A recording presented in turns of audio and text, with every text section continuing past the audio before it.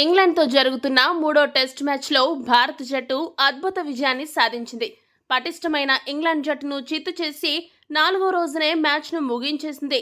Rohit century, Yashasvi Jaiswal double century చేయగా జడేజా సెంచరీతో పాటు 7 వికెట్లు కూడా పడగొట్టి జట్టు విజయంలో కీలక పాత్ర పోషించి man of the match award సాధించాడు.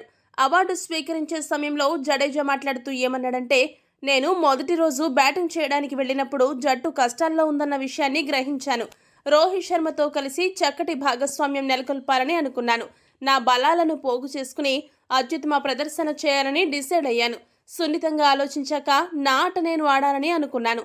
ఇది నా సొంత మైదానం కాబట్టి ఈ పిచ్ గురించి నాకు బాగా తెలుసు. ఈ విషయం రోహిత్ శర్మకు తెలుసు కాబట్టే 2వ ఇన్నింగ్స్లో నాతో చర్చించి నాతో ఎక్కువగా బౌలింగ్ వేయించాడు.